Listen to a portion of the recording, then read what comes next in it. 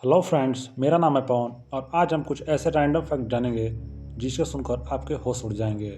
जैसे जहां एक युद्ध केवल 38 मिनट में ही समाप्त हो गया था, वहीं एक युद्ध करीब 350 वर्षों तक चलता रहा। और दुनिया की छठी सबसे बड़ी नौसेना पेप्सी के पास कैसे आई थी, तो चलिए शुरू करते हैं। Fact number 10। इस दुनिया में ऐसे बहुत सारे युद्ध हुए हैं जिन्होंने इतिहास के पन्नों को मोड़ कर रख दिया है। उनमें से कुछ युद्ध बड़े विनाशक थे तो कुछ युद्ध शांतिप्रिय भी थे। उन्हीं में से एक है एंग्लो जंजीबार युद्ध। वो हुआ यूं कि वर्ष 1896 में 27 अगस्त के दिन ब्रिटेन और जंजीबार के शासक खालिद बिन बरगास के बीच एक युद्ध हुआ था, जो सुबह करीब 9 बजे से लेकर 9:38 तक ही चला था। अर्थात यह युद्ध मात्र 38 मिनट तक ही चल पाया था। इसमें जंजीबार के करीब 500 से अधिक सैनिक मारे गए थे और ब्रिटेन का केवल एक नाविक घायल हुआ था। इस युद्ध में ब्रिटेन ने जंजीबार को हराकर उसके साम्राज्य का अंत कर दिया था और इस युद्ध में अंत में ब्रिटेन विजयी हो गया था। Fact number 9। क्या आप जानते हैं कि एक बार पेप्सी के पास दुनिया की छठवीं सबसे बड़ी नौसेना थी? हुआ यूं कि वर्ष 1959 में अमेरिका द्वारा सोवियत संघ में आयोजित एक प्रदर्शनी के बाद पेप्सी ने सोवियत संघ के मार्केट में एंट्री किया। कुछ ही वर्षों में वहां पे पेप्सी पीने वालों की संख्या काफी मात्रा में बढ़ने लगी। शुरू में सोवियत संघ यूएसए को पेप्सी के बदले अपने यहाँ निर्मित वोडका की सप्लाई करता था, लेकिन बाद में उसके द्वारा अफगानिस्तान पर हमले के बाद यूएसए में वोडका पीने वालों की संख्या काफी मात्रा में घट गई। अब सोवियत संघ को पेप्सी को करीब $3 बिलियन चुकाने थे, लेकिन युद्ध में होने के कारण उसके पास इसके लिए पैसे नहीं थे। तब उन्होंने पेप्सी को एक ऑफर दे कि वह उनके बदले हथियारों की सप्लाई कर सकता है। पेप्सी के पास इसके अलावा कोई अन्य विकल्प न होने के कारण तथा एक बड़ा मार्केट न खोने की वजह से उन्होंने इस ऑफर को स्वीकार कर लिया। इसके बाद सोवियत संघ ने पेप्सी को कुल 17 पनडुब्बी, एक क्रूजर, एक युद्धपोत तथा एक डिस्ट्रॉयर दिया। इस सौदे के बाद पेप्सी दुनिया की छठी सबसे बड़ी नौसेना बन गई थी, लेकिन पेप्सी को इन हथियारों का कोई उपयोग नहीं था। इसके बाद उन्होंने इसे स्क्रैप हेतु स्वीडन की एक कंपनी को बेच दिया था और इसके बाद ही पेप्सी के पास जो नौसेना थी वह तुरंत समाप्त हो गई थी। Fact number 8। वर्ष 1833 में अमेरिका के टेक्सास में रहने वाले हेनरी जिगलैंड ने अपनी गर्लफ्रेंड से ब्रेकअप कर लिया था, जिसके बाद उस लड़की ने दुखी होकर सुसाइड कर लिया। इसके बाद उसके भाई ने गुस्से में आकर हेनरी को गोली मार दी और खुद भी सुसाइड कर लिया, लेकिन इस हमले में हेनरी बच गया था क्योंकि वह गोली उसके सर से छूकर निकल गई थी और एक पेड़ में जा घुसी। करीब 20 वर्षों बाद हेनरी ने उस पेड़ को काटने का फैसला किया, लेकिन वह इस बात से अज्ञान था कि वह वही पेड़ था। चूंकि वह ब्रिज काफ़ी बड़ा था, इसलिए उसने इसे डायनामाइट से उड़ाने का फैसला किया। जब उस पेड़ को डायनामाइट से उड़ाया गया तो वही गोली जो उस लड़के के भाई ने हेनरी को मारी थी उसके सिर में जा लगी और उसकी वहीं पर दर्दनाक मौत हो गई। अंततः गोली ने अपना 20 वर्ष पुराना बदला ले लिया। यह घटना दुनिया के सबसे बड़े इत्तेफाकों में से एक मानी जाती है। Fact number 7। आपने जेलीफिश के बारे में जरूर सुना होगा, क्योंकि वैज्ञानिकों के अनुसार यह पूरी तरह से अमर होती है, लेकिन फिर भी जब यह किसी बाह्य चीज के संपर्क में आती है तो इसकी मृत्यु हो सकती है। लेकिन प्लैनेरियन फ्लैटवर्म एक ऐसा प्राणी है जो कि पूरी तरह से अमर होता है। अगर आप इसके शरीर के टुकड़े भी करते हैं तो भी यह जीवित रह जाता है। यहाँ तक कि जब आप इसके दिमाग और नर्वस सिस्टम को भी काट देते हैं तो भी यह फिर से उस हिस्से से एक नया जीव जन्म ले लेता है, जो कि इसे अमर बनाती है। हालांकि ऐसा क्यों होता है इस बारे में वैज्ञानिक अभी जांच कर रहे हैं, लेकिन फिर भी उन्होंने इसे जेलीफिश के साथ साथ एक अमर प्राणी माना है। Fact number 6। अक्सर लोग इस बात को मानते हैं कि पीसा की झुकी हुई मीनार निर्माण के वक्त बिल्कुल सीधी थी और बाद में प्राकृतिक कारणों से यह तिरछी हो गई थी। हालांकि यह बात पूरी तरह गलत है, क्योंकि पीसा की झुकी हुई मीनार कभी सीधी नहीं थी। यह अपने निर्माण कार्य के दौरान ही शुरू से ही तिरछी थी, लेकिन शुरुआत में इंजीनियर्स ने इस पर ध्यान नहीं दिया और यह तिरछी होती गई।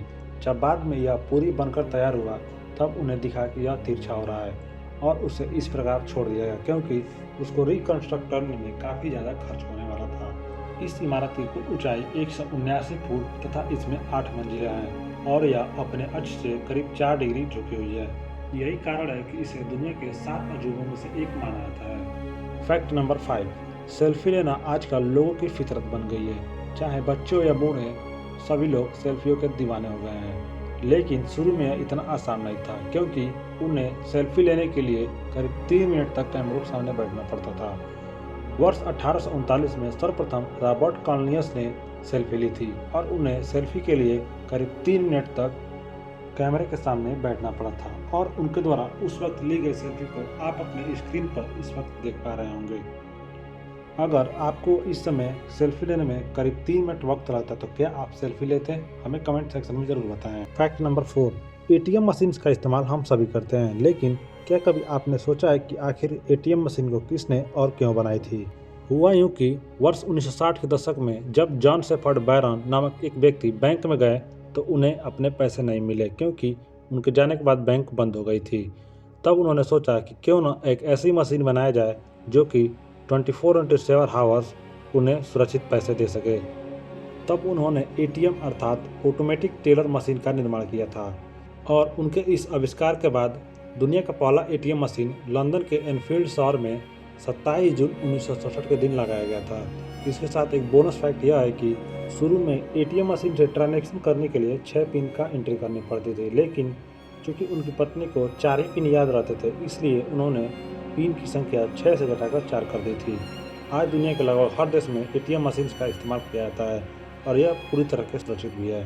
फैक्ट नंबर 3, हम सभी इस बात को जानते हैं कि वर्ष 1432 में इटली के क्रिस्टोफर कोलंबस ने एक नई दुनिया यूएसए की खोज की थी, लेकिन हाल ही में एक नई रिसर्च में इस बात का दावा किया गया है कि कोलंबस से करीब 471 वर्ष पूर्व ही वर्ष 1021 में यूरोप के कुछ अन्य व्यक्तियों जिन्हें वाइकिंग्स कहा जाता है, उन्होंने अमेरिका की खोज कर ली थी। चूंकि वे लोग एक समुद्री डाकू थे, इसलिए वे वहाँ पे बसे नहीं, न ही इस बात को पूरी दुनिया के सामने रख पाए थे।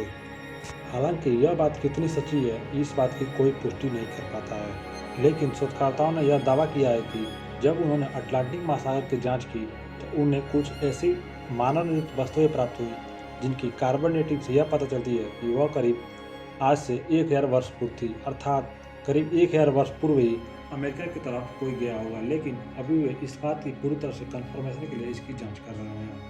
फैक्ट नंबर 2, आपने इजराइल के बारे में जरूर सुना होगा, लेकिन क्या आप जानते हैं कि एक बार इजराइल ने महान वैज्ञानिक अल्बर्ट आइंस्टीन को इजराइल का राष्ट्रपति बनने के लिए ऑफर दिया था, लेकिन उन्होंने इसे मना कर दिया था। हुआ यूँ कि वर्ष 1952 में जब इजराइल के प्रथम राष्ट्रपति चेम विजमैन की मृत्यु हो गई थी, तब इजराइल के तत्कालीन प्रधानमंत्री डेविड बेन गुरियन ने उन्हें इजराइल के राष्ट्रपति बनने का ऑफर दिया था। साथ में यह भी ऑफर दिया गया था यदि वे इजराइल के राष्ट्रपति बनते हैं तो उनकी रिसर्च की सारी सुख सुविधाओं का ख्याल रखा जाएगा। लेकिन अल्बर्ट आइंस्टीन ने इजराइल को इस कार्य के लिए मना कर दिया था, क्योंकि वे नहीं चाहते थे कि वे किसी अन्य राष्ट्र के राष्ट्राध्यक्ष बने। हालांकि उन्होंने इसके बारे में कभी जिक्र नहीं किया, क्योंकि कुछ वर्ष बाद ही उनकी मृत्यु हो गई। फैक्ट नंबर 1, जहां एंग्लो जंजीबार युद्ध महज 38 मिनट में ही समाप्त हो गया था, वहीं एक ऐसा भी युद्ध हुआ था जो करीब 335 वर्षों तक चला। यह युद्ध नीदरलैंड तथा सिसिली द्वीप समूह के बीच 30 मार्च 1651 से लेकर 17 अप्रैल 1986 तक चलता रहा। वर्ष 1986 में नीदरलैंड और सिसिली द्वीप समूह के बीच हुए एक समझौते के द्वारा इस युद्ध को आधिकारिक तौर पर समाप्ति की घोषणा की गई थी। हैरानी की बात यह थी, इस युद्ध में कोई भी खून नहीं बहा था, यहाँ तक कि एक गोली भी नहीं चली थी। फिर भी यह युद्ध 335 वर्षों तक चला था। इस युद्ध को दुनिया के सबसे लंबे समय तक चलने वाला युद्ध भी कहा जाता है, क्योंकि इंग्लैंड और फ्रांस के बीच युद्ध भी अक्सर 100 वर्षों के ही होते थे। फिर भी यह 350 वर्षों तक चलता रहा।